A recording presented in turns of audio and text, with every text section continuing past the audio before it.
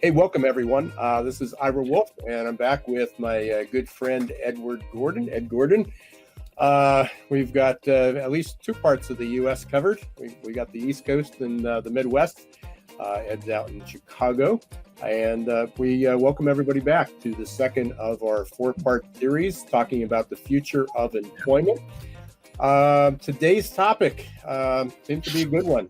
People, as I mentioned it to a number of people, they tend to laugh. It's the failure of current talent strategies. And we're going to be getting an update from Ed on, especially, I know there were new numbers released today, but we're going to get an update from Ed on the impact of COVID-19 on talent strategies.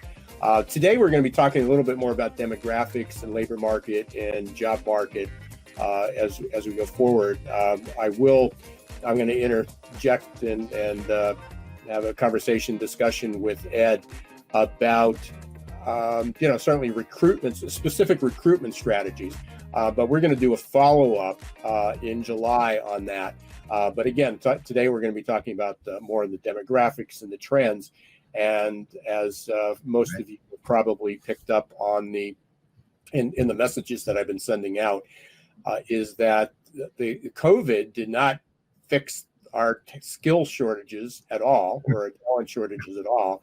It accelerated everything Ed and I have been talking about Ed's probably talking about longer than I did, but I've been talking about it for 20 years. Ed's been a little bit beyond that. We've been predicting this, not necessarily because we'd have a pandemic, but just due to demographics and globalization, technologies and other things. And the pandemic merely accelerated it and exacerbated it. So that's going to be our discussion today. Just a couple announcements before we dive in here. Part of it is, let me see. I put a couple notes in the chat. So there are a few more webinars that are coming up. You can register for those. Most of them are going to be hosted on this platform, Crowdcast. So if you're here, you've registered on Crowdcast, but not for these specific webinars. So we've got another one coming up in. Let me see if I can actually pull my slides up here. There we go. Okay. So you can see this is today's, and I'm going to scroll down to the end here. Sorry, giving you a little bit of a show. And we'll repeat this at the end, but you can see that I've got one coming up on July 9th. This is sponsored by JobSync. So I'm their guest that day, and we're going to be talking about COVID-19 didn't solve the talent shortage. And we'll be talking a little bit about that and technology. July 16th, we'll be back on Crowdcast here, talking about cultivating diversity and inclusion using a growth mindset. My guest will be Sarah Turner, another Midwesterner. She's from Indiana, and met her at the Indiana SHRM or HR conference just a few months ago, and we did a live stream, and it was great. We've got, and then Ed's going to be back on July 23rd, 2 p.m. Eastern Daylight Time. We're talking about the talent desert. That'll be our third part series. And then in August, again, fourth Thursday of August, we'll be back at 2 p.m. Talking about rebuilding workforce knowledge. So we've got a lot coming up, and I've got a few more in the wings, so we will get to those shortly. You can access those going to googlizationnation.com, and you'll get updates on that, weekly updates. And also, I have the link in the chat about how you can access those. Or on the bottom, there's a call to action that says register for more. The links to all of those are available there. So you can register at one time, and we'll have you in the database. My company, Success Performance Solution, is sponsoring today. You can go to successperformancesolutions.com, learn a little bit more about us, and a little bit about Ed and myself. And one last thing before we get to Ed, because I know that's why you're here, to hear about this discussion. If you text RAG, which is Recruiting in the Age of Googlization, RAG for free to 64600, that's RAG for free, 64600, you get a free signed copy of my book. Second edition just came out in February. Recruiting in the Age of Globalization. And you will be notified before the end of this webinar if you want. You'll get a text. So you can pull out your phone or your tablet and text RAG for free to 6400. Before we get into that, just 1 second here. Want to make sure we do all this. Also, in the only link, the only registration that's not included on that Crowdcast page is the one for the job sync, and you would go here. It's listed in the webinar or in the chat section, and you can click on that. Let us know where you're calling from. I know we got quite a few people on the line, so let us know where you're calling from. Also, there's a poll. If you on the bottom of your screen, it should say polls. If you just click on that, it'll pop up like this. Let us know when you believe we'll see unemployment fall back to 5% or below, or ever, or never. A whole other discussion. And then there's also a section on the bottom that says ask a question. You should be able to see that here.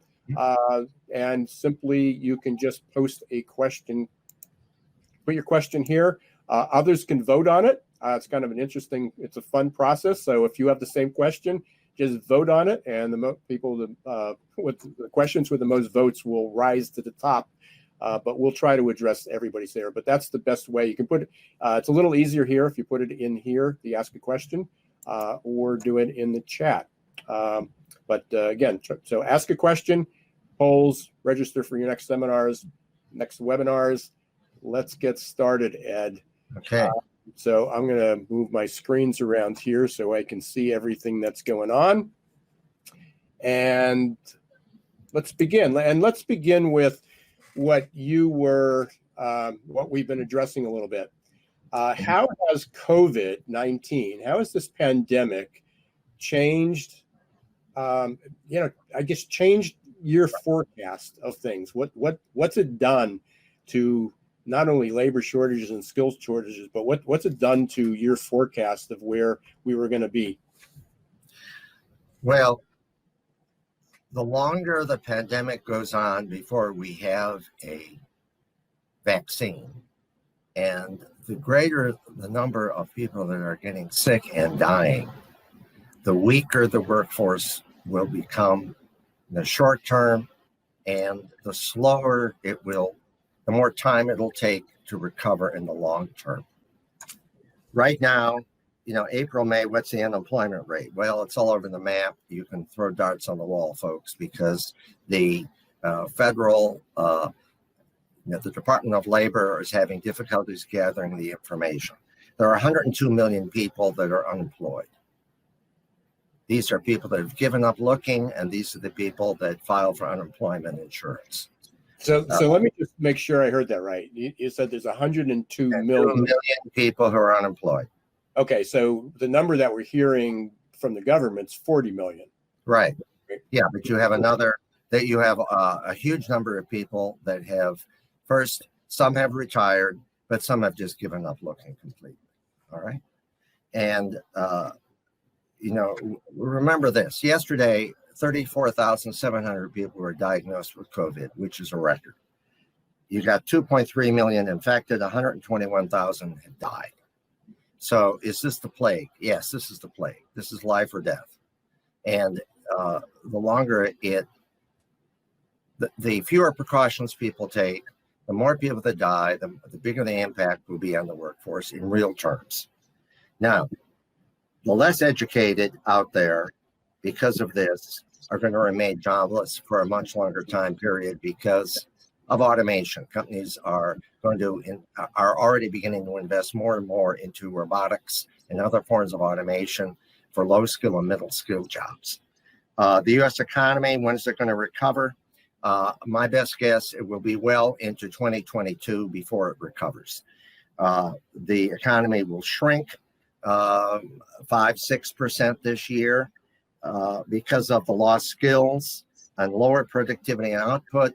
The economy is going to take a big hit. Globalization will survive. It's not going to go away, but it's going to be weakened. and there are good or bad things depending on your political point of view, I guess. The ban on foreign talent we're going to talk about that. It's going to have a major impact certainly in the short term. The unemployment rate by December 2022 could be 6%. Yeah, but I think it may be officially 12%. And unofficially, by my calculations, with all the people that have just dropped out, it's going to be more like 18%. So let's move on. And let's talk about the fourth industrial revolution. So give us the first slide. You got the control there. There we go. All right. So first of all, let's take a look. There we go. The fourth industrial revolution. This is really unprecedented in many ways. Next slide. There we go. All right. Let's take a look at over the 20th and 21st centuries, how much time it took for all those technologies to be adopted by the majority of people. Well, there you got cell phone on the bottom. Maybe we could put Zoom in there now. I think Zoom has zoomed tremendously. And it's probably above automobile, right? Or below cell phone, right? Right. But I'm sure most of you are having technical difficulties, may I say, with some of your software, your computers, messaging, etc. Certainly none of this is risk-free. But the point is the technologies are being adapted faster and faster. All right, the next slide. What does this do then to the workforce? Well, look at the 1973 workforce and the degrees of knowledge, skills, education, whatever term you want to apply to that. And look at 2020. Well, folks, we live now in a knowledge economy. I'm tired of telling people this because a lot of people act as if this was 1973 and a kid could graduate from high school with a high school diploma, get married, and have a really great blue-collar middle-class job with benefits. And of course, that's gone because the technology has wiped it out. You see those levels of education in 2020. Now, I'll be giving you another slide like this when we come out with our 2030 jobs pandemic report next January. All of those areas, you're going to see a huge increase in some college and associate degree, slight in bachelor's degree and master's. High school grad only and less than high school, you're going to see those proportions shrink. There'll still be jobs there, but the numbers will be less. Let's move on. Take a look what's going on. Next slide. Okay, there you have the growth of middle and upper income jobs. You see the intensive production management type jobs and high-tech management jobs. You can see what's happening.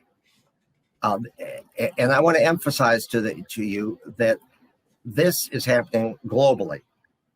Now, it's happening a little slower in India and China, but they're trying to move up the knowledge curve real fast. There's nothing we're going to do about that because we are all wedded to this technology. And we can just expect those numbers to increase, and particularly the labor-intensive jobs to decline. Now let's take a look at the next slide. Well, first, how are U.S. demographics going to play out over the next decade? Well, take a look at the numbers. Now, you may disagree with how I've divided these generations in years. To be honest with you, that's sort of irrelevant. The key is the baby boomers are leaving, the Gen X's are smaller, the millennials are a little smaller than the boomers, and the new Gen Zs, we don't really know how many of them there are. But we're losing about a third of the boomers. We're high-skilled people, and we're losing them. Let's move on to the next. Take a look at this. Next slide, please. So 50 million people are going to retire, and about a third of them were high-skilled people, meaning they could do brain surgery, they could come in and rewire your house, they could repair your car, They could go out and sell up a storm to your customers. They could help you when you're in the hospital and give you, put the IV in the right place so you didn't die. So we're losing all those people in this decade, or most of them, due to a variety of issues. Let's take a look at the next slide. The workforce is not growing. In fact, for the first time, I just saw the demographic report. The number of births of children is at is an all-time low right now. Children are simply not happening. So you're not going to have big workforce. You can see 1970, 80, that's when the boomers really had the big impact, and you can see this huge radical decline. And this is happening in Europe and other countries like South Korea, Japan. All right, the next slide. Well, there you have it. You see the numbers of people 65 and older are increasing in the United States, at least. And it's a big pool of labor. And to be honest, we're ignoring it. Take a look at how we're ignoring it. Next slide. I'm tired of talking to people in their 50s and 60s who have been right-sized, resized, thrown out into the cold with tremendous experience and degrees, and nobody wants them. I'm tired of hearing it. Will ageism get worse? Well, I hope not, because we need those people. If companies are smart, they're going to employ those people as mentors and leaders in order to guide and help people. They are coming into the workplace, and we have such shortages of knowledge workers now. Going into the COVID crisis, we had at least 10.5 million vacant jobs. So, all right, next slide. All right, now let's take a look at this. This is a book I wrote in 2009, Winning the Global Talent Showdown. And basically what it showed was that this is a worldwide talent war. This is not something that the US is in all alone. Canada, Germany, France, Japan, South Korea, China, India are all short knowledge workers. There are huge populations out there in India and China, but many of them are ill-educated. Next slide. What we have done in the United States, starting in the 80s into the 90s, we simply ran out of talent. So what did we do? Well, we imported talent from all over the world. Last year, 842,000 visas were given to foreigners in order to fill in the gaps in our talent supply. We simply don't have the brain power in our population to do the work. Or maybe we have the brain power, but I should say we haven't developed the brain power. Instead, what we've done is we've brought people in, and we've moved plants to Germany and other countries where there are talent populations and made products there.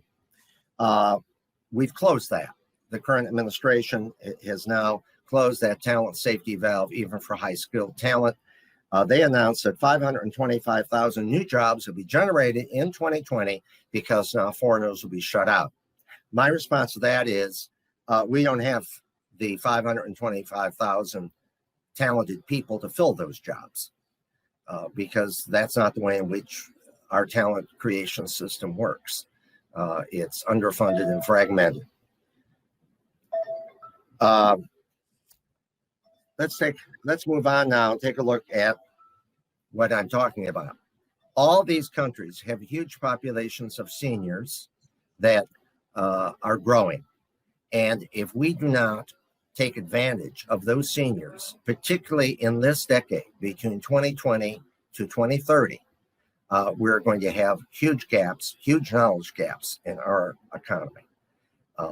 Some countries like Japan are doing much more to employ seniors than we have been. Next slide, please. So there's your Manpower Global Talent Shortage Survey for 2019. You can see some of the principal countries that right now are critically short of manpower or will be short of manpower. In the United States, going into this crisis, there were several surveys that listed the shortage of talent as the #1 concern by C-suite and senior management across the United States economy. One example, next slide. If we can, there we go. Germany. Germany, not that long ago, they were short 100,000 engineers across the German economy. And you're going to say, oh, no, wait, Ed, they have the dual system. They're technically well-known.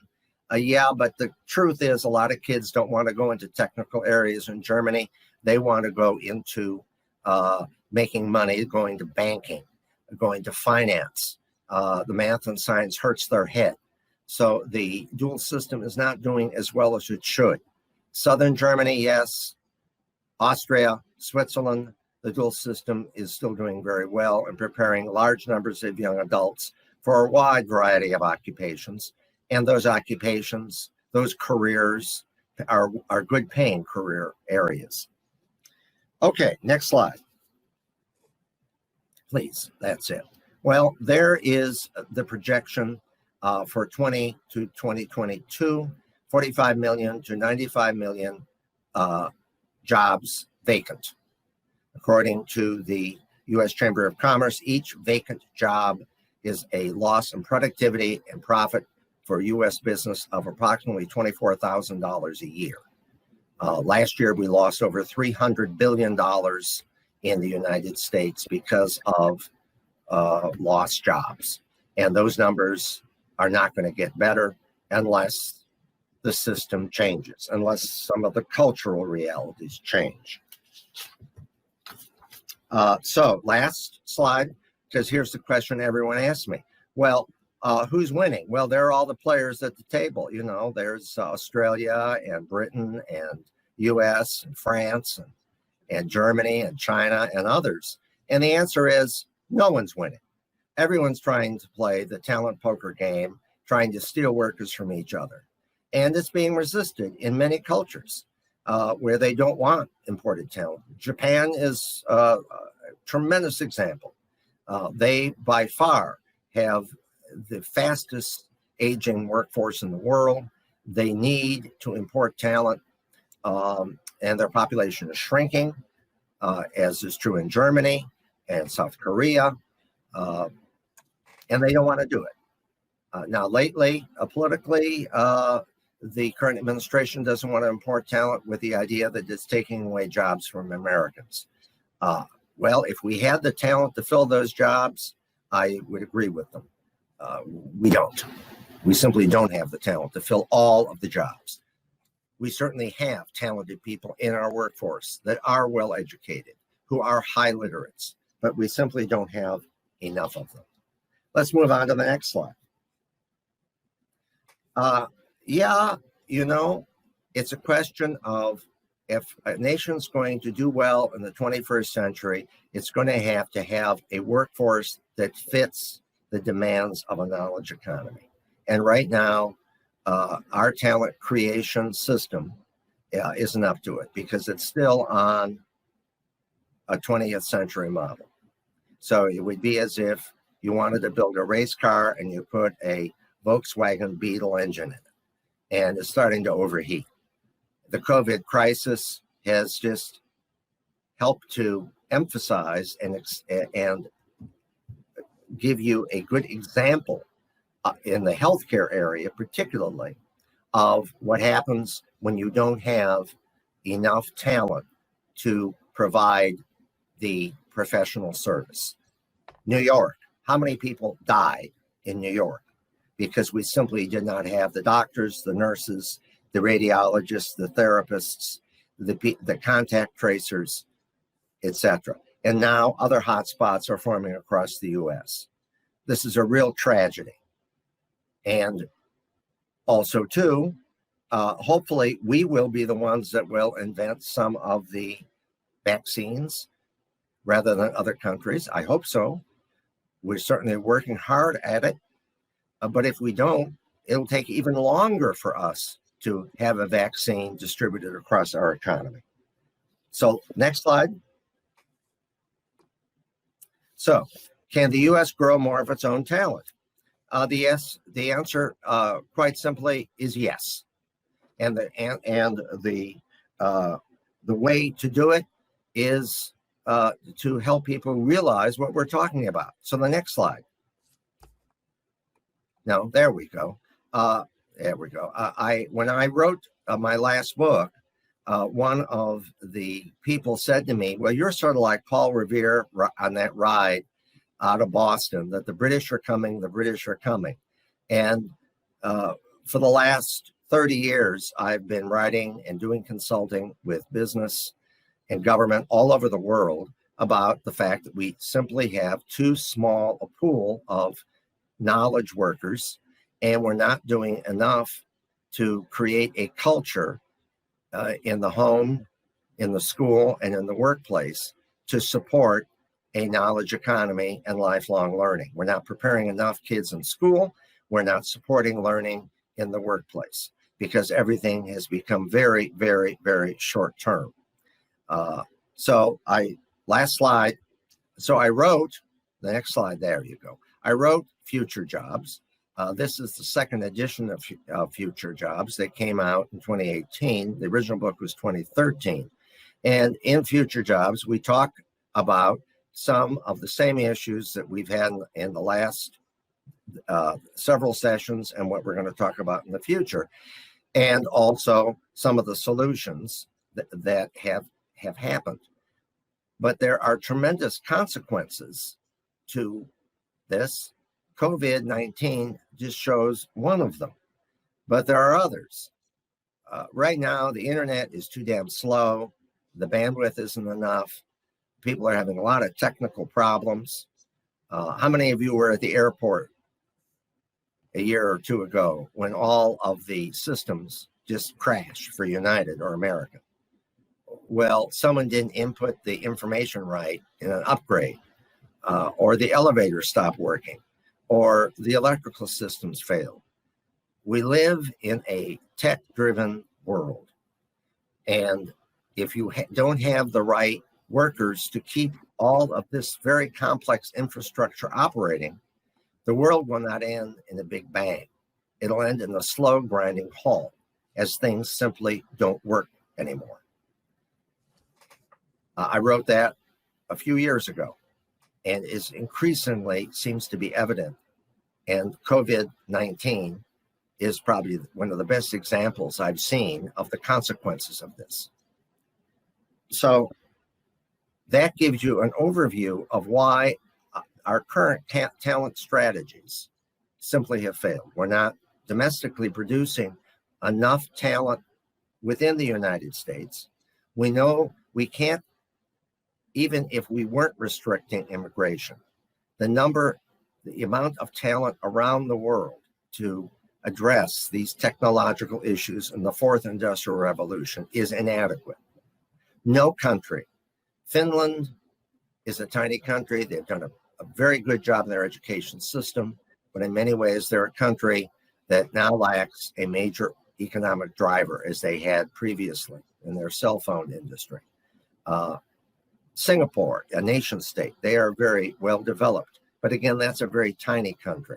All these countries, all of us are caught in this in-between state, caught between two worlds of an earlier industrial revolution and now this fourth industrial revolution.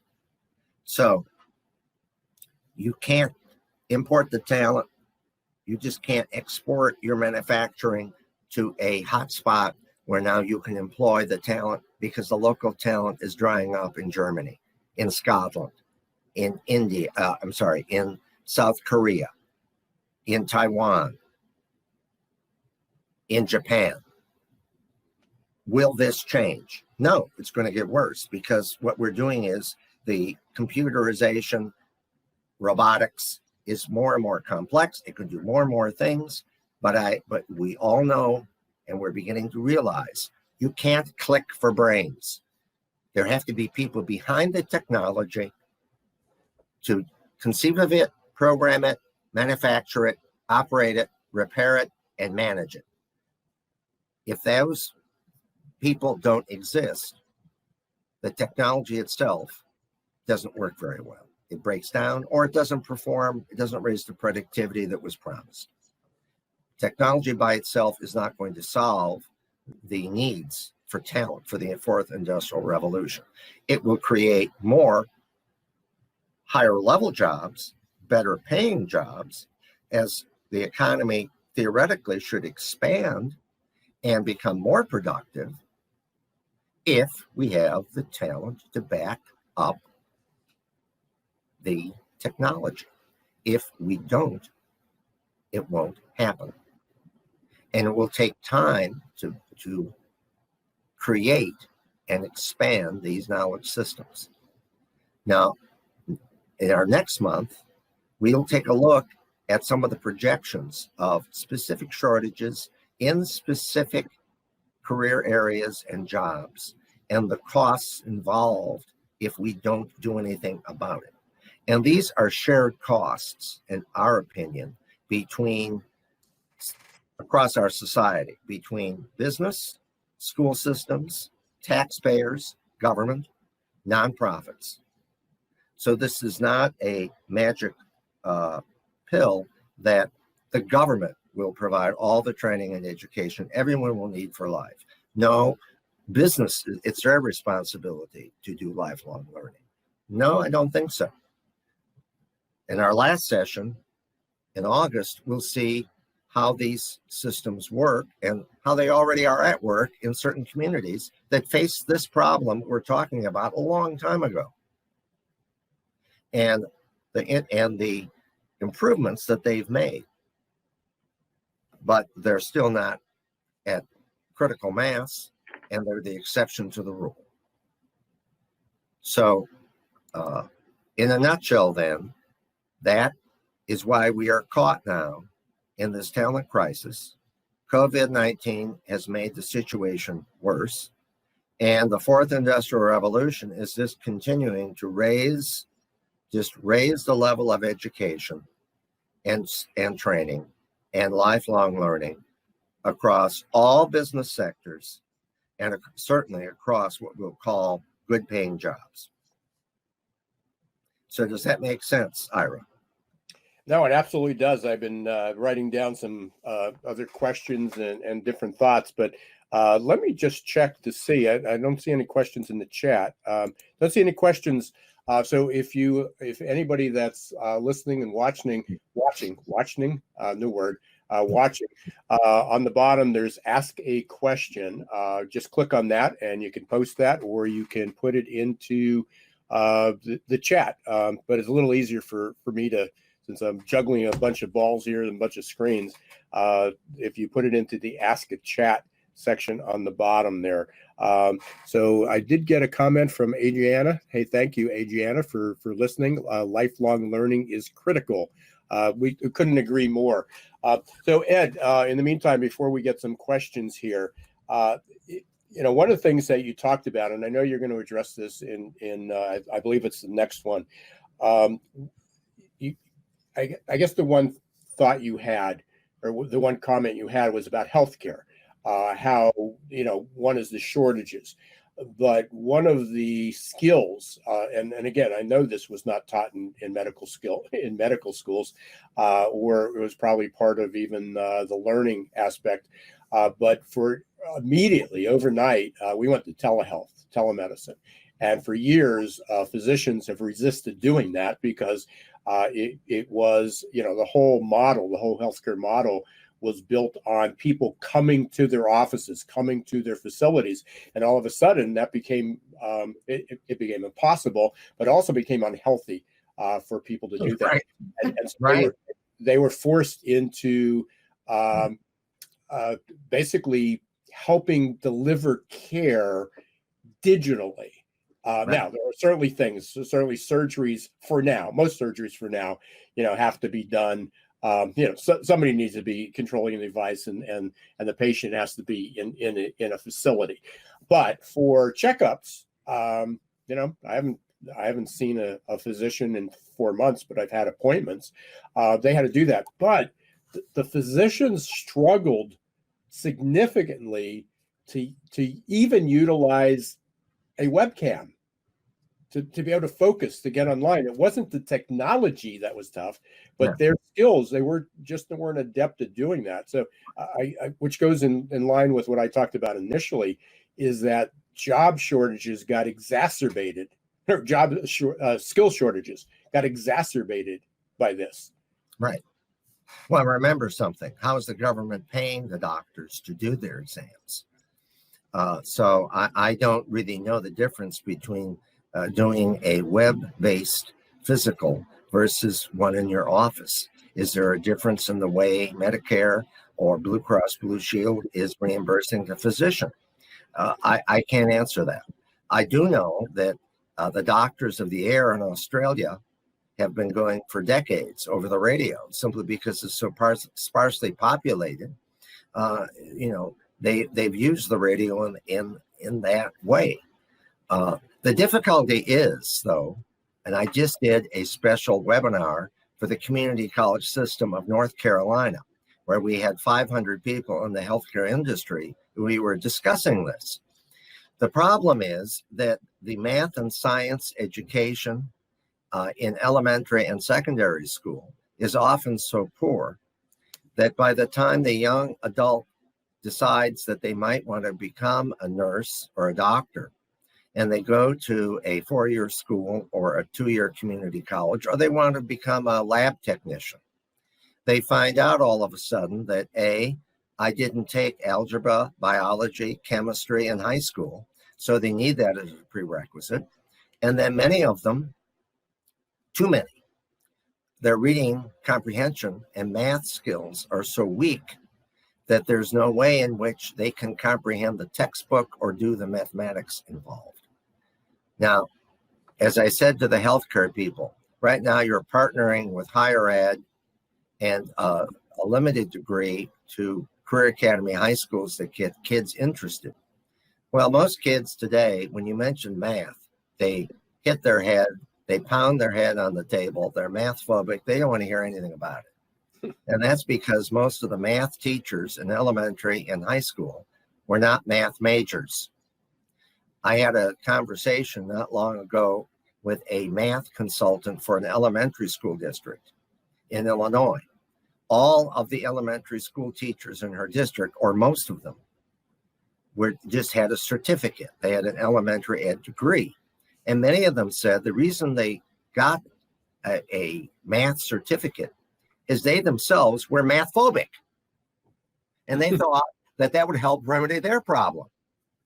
Well, now I do believe that people who are recovering from alcoholism with AAA, where former alcoholics talk to people who are trying to lose alcoholism and help, I sincerely doubt that having math phobic adults with a certificate is going to replace a math teacher who really knows how to teach math and is good at it and is better at explaining how to think mathematically, which is a big problem. Yeah. So in the healthcare profession, the problem now is we simply don't have enough young people interested. We will be short potentially 1 million nurses very soon across the US, as many of them are boomers and are retiring. They are burnt out. And we do not have enough young people in the system to replace them. And that has become quite evident in the COVID disaster that is now the plague that is hitting us across the United States. Yeah. So, these are, this is a big problem. And right. Technology can help. I'm not saying it can't, but it is not a panacea. It's one of things in an arsenal that has to be backed up by training and education. Training physicians to use the technology is important, but some of the basic knowledge that are required for people in healthcare is clearly lacking. And we had, we have a couple of questions here, but we had a number of, we had a healthcare shortage before, and that's sort of, my passion and my history goes back to that, although I haven't done it for, I haven't been in clinical medicine for 25 years. But I had a stint at the hospital as a VP for a couple of years, but, and now as an older baby boomer, healthcare is a concern. Who's going to who's going to take care of what's going to look like. And there were just huge shortages, not only predicted, but in place. Now, you brought up an interesting point here. Not only were baby boomers getting older, so they're just going to get out, but this pandemic is going to create a lot of burnout. So people aren't, there are people that are leaving the profession right in the middle. They just can't deal with it. But there's not going to be a break on this. So people will get burnt out. People will leave. And a lot of healthcare workers are going to experience PTSD, especially our first responders and the emergency rooms. So there's going to be a lot of good people, qualified people of all ages that are going to be impacted by this. And yet the system was not prepared to educate people to go along. But there's a question there's a couple questions here. One is Monica. Hey, thanks. And I did respond to you, and I also posted the number for the book in the chat. So if for anybody who wants a free copy of Recruiting in the Age of Googlization, you can text RAG, the number for free. So it's RAG for free to 64600. You can just check the chat and you can do that. And then the question from Adriana, a good question. Thanks, Adriana. What would you advise to convince companies to hire back senior, capable professionals when they are still doing layoffs? Even if they are not, it does not appear this is important. So what can companies be doing now? What should they be doing to make, or what can we be doing to convince companies to hire back older workers? The best information that I can give you, I will reveal in the last two sessions and in the white paper I'm coming out with. My point is, that talent exists today. It may cost more than a younger person, but you won't be able to recruit the talent to replace the people you're laying off. The talent doesn't exist in adequate numbers.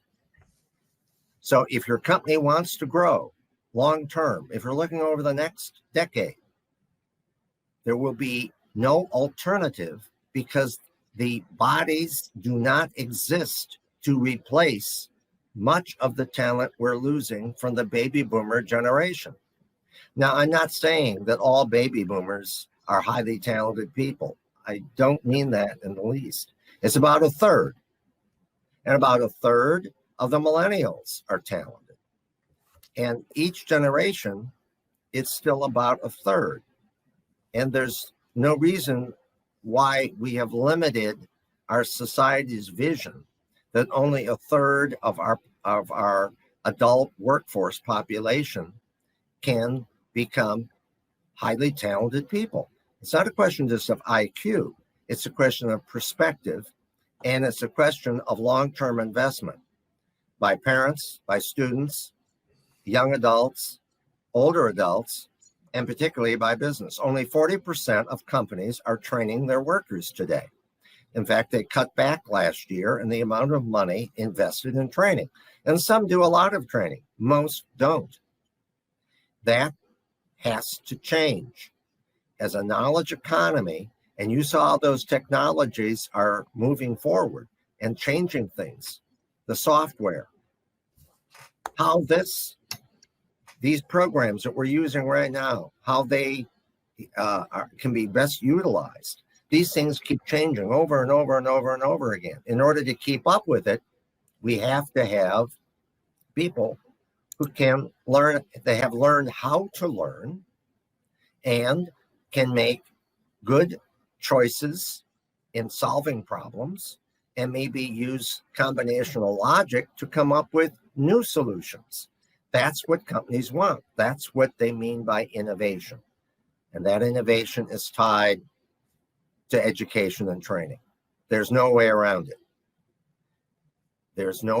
Look, I've been in this field now for 52 years. I wish I had a pill I could market.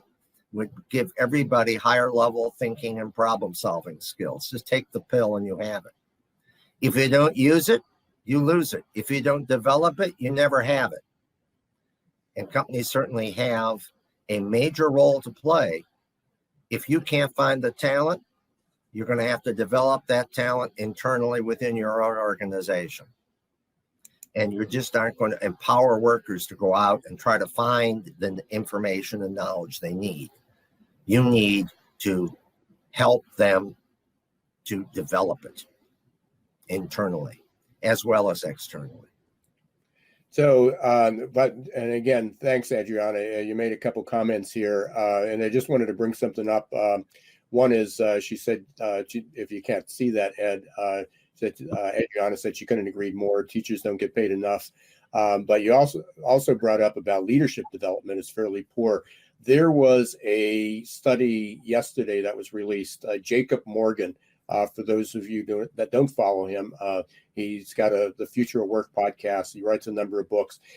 He did a survey in conjunction with LinkedIn with 14,000 people, interviewed 140 different CEOs, and he compared the results. Very interesting. The CEOs said that they believe that about 2/3 of the CEOs said they were doing a good job with leadership development and training and encouraging people to move up. 33% of the participants said they didn't even know if there was leadership development available in their company. But a lot of that leadership development are senior execs only. They're not mid-level, entry-level workers. And as we wipe out a lot of the mid-management levels with these teams, everyone needs to be able to solve problems now, not just the top people. We used to have corporate universities, training departments. We used to have leadership development, supervisory skill development. Most companies now expect you to have that when you hit the deck the first day of your job. It's not realistic. It's not going to happen. We don't have the adequate numbers of people. And a lot of young kids coming out of MBA programs know the formulas, the theories, but they do not have the practical experience and how to apply that within a business. That's one reason why internships at many different levels for high school, undergrads, and grad students are very important, because I'm tired of hearing about people who hate their job, but they're trapped in it because they thought this was going to be a neat career. They had no experience in it. And by the time they got into it with all their degrees and certificates or whatever, they discovered they didn't like it. And they don't have the motivation then to go out and get more learning, or to, if employees offer learning, to take that learning and add to their knowledge stream. So we've hit on education a lot, and so we have the educational requirements, the skills that are available. Yes. Currently involved with a local college. It actually happened to be one of my alma maters, and involved with helping them. Basically, I'm building. They have a new graduate leadership program, and I'm involved with their organizational change course. I'm actually building it for them. Interesting, because I've been exposed to an element I haven't been deep in for a number of years, which is academia, and the battle going on right now between online and classroom, where the student population, especially the more classical student, the traditional student, young college age versus the adult learner, is certainly much more comfortable with digital learning. Now there is a place for in-person learning. There's no question about that in classroom. But the whole focus is on the professors, of saying that the professors would rather be in class because they're really struggling with doing the online part, but the whole marketplace has shifted to a digital platform. So in addition to how do we educate how do we educate the whole population, not only children, but or young adults, but how do we educate a whole population? Is that there's also a lack of skills on the teacher side, all the way from elementary school all the way up through postgraduate, of being comfortable teaching, or not only teaching online, but using technologies to teach. It's pretty amazing, because even using something like Zoom to have that conversation, to be able to, like we're doing today. I mean, we're presenting, people are listening. But we do have interaction going on. We can have polls, we can have questions, we can do other things. Right. They're uncomfortable just having a digital conversation. So again, another gap. Well, that's true. Imperial Corporate Training and Development was one of the businesses that I operated for 30 years, providing customized training for a business across the United States. Blended works best. Large part of my graduate work was in learning theory. I can tell you the social component of learning is a significant building block for most people if you're going to get a desirable increase in learning from a course. What are the results of a course? What we have found from research over and over and over again, that in graduate schools with highly literate individual executives who are self-starters, highly motivated, that 100% e-learning graduate courses works very well. For undergraduates, not as much, because many of them are not highly motivated. Many of them are not driven personalities, and many of them do not have very good levels of attention and comprehension. Across the United States during this COVID crisis, elementary and secondary schools have attempted to have students learn at home 100% with the parents helping them. The results have largely been a disaster. It doesn't work. Now, that is not to say that digitally presented learning material that's well constructed is not a good learning tool. It is, but it needs to be blended learning. When I was in school many years ago, they had film strips. Then they had videotapes. And both times they said, well, this is going to replace teachers. And then when the first computerized learning programs came out, they had learning labs. Maybe you remember that, because companies started to call us because people were failing using learning labs. Well, now the material is much more sophisticated. But do people have the self-discipline all by themselves to learn the material and apply it? And also, many subjects don't lend themselves to 100% digital learning. Right. So let me challenge you a little bit, and then we're coming up on the end here. So if anybody has another question, I did post the link. By the way, when I'm looking away here, I'm not checking my emails and sending texts. Adriana, I think it was Adriana, asked about where that link to that survey I had about leadership development. So I did post it in the chat.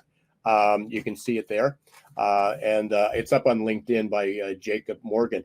But as you were talking there, Ed, the challenge I have, and you have a lot more knowledge on the learning theory and the learning methodology than I do, for sure. But on the other side of that is people were thrown into this mix. People were all of a sudden, parents were teaching and they were trying to juggle the business, and they didn't have the online. Was it that the kids I can't say can't learn? Was it because is online learning not a good way to teach, or was it because the teachers were teaching to a classroom, then all of a sudden they were doing online, and many of the teachers were uncomfortable with the technology to be able to deliver, to educate that way, and then the kids were at home, and learning online is definitely different. So, what were the exercises? So the activities that they did for classroom, you can't just take that classroom model and say, okay, we're going to have this activity and throw it online, because there's a mix. There's a disconnect. Is the right word? Right. Disconnect, between doing that and I'm certainly, I've been doing online some courses and teaching and realizing that it was different. but it's Right. as far as education, it's far different. So. Well, it's all the above that you've said for all those different reasons. And I know I taught in higher ed for 20 years. And for me to teach a course online requires 4 times as much of my time to develop that course as it does if I just teach it in the classroom. All right. So it's all of the above, and online and e-learning will be another useful tool, but do not expect elementary and secondary school districts to abandon the school buildings and try to do everything online, or colleges and universities to abandon classroom teaching. Blended works best. This generation likes to use computers, e-learning, pictures, etc. All right. And by the way, I just wanted to offer, put future jobs back up there for just a second? Sure. Yep. I'm trying to get back to that second there. Would you? There we go. Okay. Because I appreciate this opportunity that Ira has given me and the attention that you have all given me. Those of you who would like a free autographed copy of Future Jobs that won a National Book Award a few years ago as a Business Book of the Year, if you email me at imperialcorp.com, we will send you a free autographed copy of Future Jobs. Imperial, IMPERIAL, Corp, CORP, one word, .com. That will take you to our website, and then you can use that and order a copy of the book, and we will send it to you. And then hopefully it will motivate you to listen to the last 2 seminars that we're offering you. Yeah, actually, hey, that's very gracious of you, and I appreciate it. And I hope everybody takes advantage of that, Ed. And I'll make sure we put that in the email that goes out with the replay, and also for anyone who wasn't on the air, we'll be able to do that. So, I thank you. Any closing comments, Ed? I know we have 2 minutes. The next part 3 in July, we're going to take a look at exactly how many people we're going to need in different career and skill areas out to 2030, and what the shortages look like, and what that cost will be to the economy if we don't change regional education to employment talent creation systems. In other words, we just don't prepare enough students, and we don't keep training enough adults to basically live in this 4th industrial revolution. That'll be next. And then the last, August 20th, we're going to talk about retains, regional talent information innovative networks, regional talent innovation networks that already exist, what they do, how they work. You can take a look at various examples. If you read Future Jobs, there are case studies in there, and I'll have more to say about that whole thing. Excellent, thanks. And just a reminder, if you scroll back up to the chat, I did put the links in to be able to register for the other programs, the other 2 webinars that are a part of this series. I do have the one, Cultivating Diversity and Inclusion with Growth Mindset. That's also included in the Crowdcast series. And then there's also a separate link for the one on July 9th. It's a 45-minute roundtable discussion about, again, more on the recruitment, sourcing, technology side of things that we didn't talk about today. For anybody who's watching who wants SHRM credits, you can get 1 PDC credit. Here's the activity number. You can submit that under failure of current talent strategies. And the webinars in the ones that I sponsor are available for credit. So the one about diversity and inclusion will be available for 1 credit, and the remaining 2 webinars with Ed will be available. So let me just go back to here. We're going to stop that for a second. Okay, unfocus here. Okay, there we go. Okay, So again, I want to thank everybody. We had a nice turnout today. Thank you for the questions, everybody. Thanks for the participation. Thanks for all the interaction on the chat. Hopefully you like this format better than our Zoom. It's also a lot easier for me because we can do all these other activities here, and it's a really nice interface. And hopefully you'll be joining me back in July. It's going to be a busy month. At least at this point, there's 4 webinars, and there's probably going to be 2 more that are scheduled. Ed, I got to thank you again. Appreciate You're welcome. Your expertise, your wisdom, your friendship, and the opportunity to share this.